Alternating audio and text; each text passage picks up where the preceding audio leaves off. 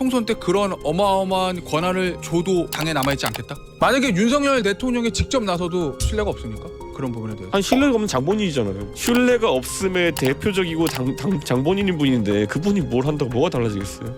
이 대표 당신이 나가서 신당 차리면 나도 한번 긍정적으로 검토해 볼게 이렇게까지 명시적으로 어느 정도 의사표현을 했던 의원이 실제로 있냐는 거죠. 그런 분도 있죠 당연히. 아 그래요? 네. 원래도 정치권의 핫 인물이었는데 요즘은 핫하다 못해서 아주 뜨거운 사람입니다. 이준석 대표. 안녕하세요. 몇 프로예요 오늘 신당? 원래 50%에서 하루에 1%씩이잖아요. 그러니까 이게 뭐 사실 시간 변수밖에 없는 거라 가지고 네. 뭐 제가 간을 보는 것도 아니고 시간 변수만 있는 거라 가지고 지금 한 58쯤 됐나 59쯤 됐나 그럴 거예요. 신당 차리긴 100% 차립니까? 일각에서는 그런 얘기들 하잖아요. 이게 진짜 이준석 전 대표가 뭔가 신당을 하고 싶은 거냐 아니면 국민의힘의 뭐 변화라든지 국민의힘에서 이 대표 나가지 마 우리가 이것도 줄게 이 많은 것을 받아내기 위한 일종의 전략이냐 뭐 이런 얘기들 하잖아요. 그건 제가 지난 1년 반 동안 당한 걸 생각해 보면요 네. 신뢰 자본이 없잖아요. 사실 그런 상황 속에서 어느 바보가 그런 걸 기대하고 있거나 아니면 그런 거에 대해서 요구를 하겠어요? 아닌 거죠.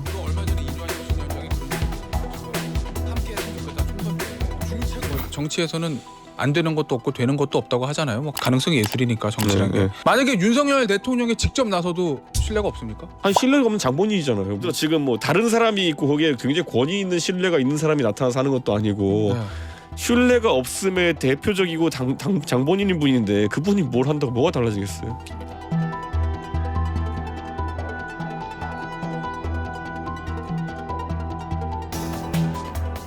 이제 주말에 그 소위 말하는 천하용인 네 사람하고 네. 허은하 의원 저 지역 사무실에서 만남이 있었다. 네.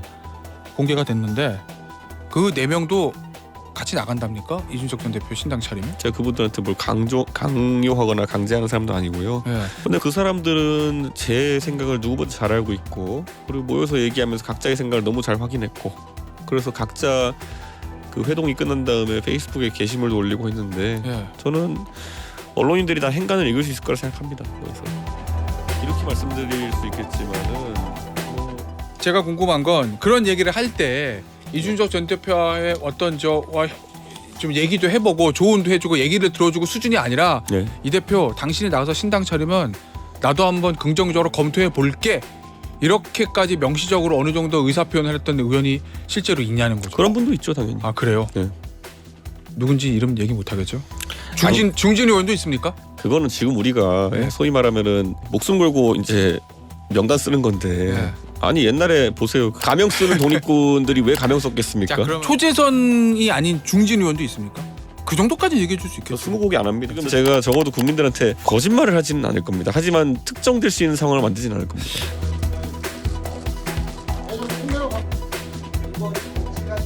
금태섭 대표가 네. 저랑 이제 인터뷰할 때 그런 얘기를 했어요. 이준석 전 대표 만나기 전인데 네. 이 진영 정치를 깨는 제대로 된 제3당을 해보고 싶으면 같이 할 수 있다. 이런 취지의 얘기를 했습니다. 지금 이준석 전 대표는 어떤 입장입니까? 그 부분에 대해서. 맞는 말 같으면서도 굉장히 거창하고 상투적이라는 생각이 좀 들어요. 그래요? 지금까지 제3당 하겠다는 사람들이 했던 똑같은 말 아닙니까? 예. 목표보다 중요한 건 디테일이에요. 근데 그걸 넘어설 수 있는 뭔가를 할 수 있느냐는 역량에 달린 건데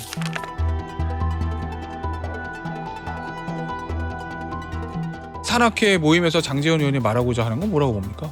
국정 실패에 책임을 져야 될 상황이 되니까 뭘 하고 있는지 보십시오. 그냥 수준이 그런 거예요. 대통령은 저런 수준의 사람들을 끼고 지금까지 정치를 해왔던 거예요. 뭐에는 뭐가 꼬인다고. 저는 대통령께서 참 대통령도 곤란한 상황에 처했을 거다. 저런 수준의 사람들을 내세워가 정치해왔던 게 지금 다 백일하에 드러나고 있는 거 아닙니까?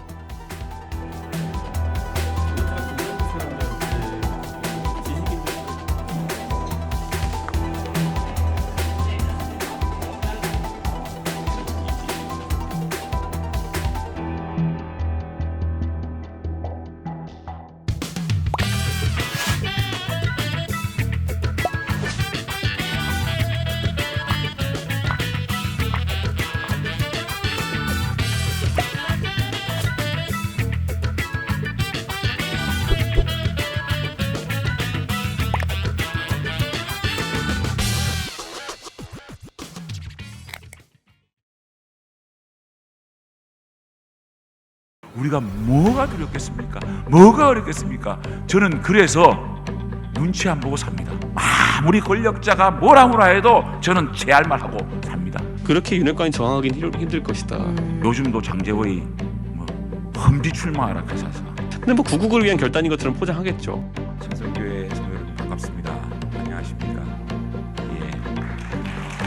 원래 고신 쪽에서는 예배 시간에 박수를 안 치는 걸로 제가 알고 있는데 박수를 쳐서 감사드립니다. 우리가 뭐가 두렵겠습니까? 뭐가 어렵겠습니까? 저는 그래서 눈치 안 보고 삽니다.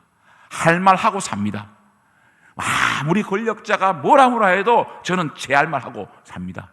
그래서 좀 많이 역풍도 맞지만은 여러분 저도 40살 때부터 어린 나이에 정치를 하면서 벌써 15년입니다. 15년 동안 많은 어려움도 겪고 풍파도 있었고 또 한 번은 4년을 쉬었고 또 한 번은 무소속으로 출마를 해서 지역 주민들의 사랑으로 당선되는 기적도 맛보았습니다. 또 요즘도 장제의 험지 출마하라 그 사사. 항상 제가 16년 동안 걸어왔던 길이 쉬운 길이 아니었고 어려운 길이었지만 그럼 어쨌든 이 싸움에서 윤핵관이 이기게 될까요? 어떻게 될까요? 신유하고 이 싸움의 끝은 어떻게 될 거라고 보세요? 저는 만약에 인유한 위원장을 실질적으로 대통령이 많이 서포트하고 있는 상황이다. 네. 이런 상황이라면은 그렇게 윤핵관이 저항하기는 힘들 것이다. 윤핵관들이 뭐 무소속 출마 뭐 이런 식의 선택을 하게 될까요? 근데 뭐 구국을 위한 결단인 것처럼 포장하겠죠. 예. 그분들의 말과 그동안의 행동에 대해서 잘 보고 판단하실 거라고 생각합니다. 한동훈 장관의 거취가 결정된 것 같다. 예. 정치 쪽으로 틀 것 같다. 이런 생각이고요. 예. 저는 그러면은 한동훈 장관이 당에서 역할을 한다든지 하려면은 상당한 지위를 가진 역할을 하려고 할 겁니다. 그러면 저는 인유한 위원장이 최근에 중진과 윤핵관을 압박하는 모양새의 그 이유는 예. 앞에 카페트 깔려고 하는 거 아니냐.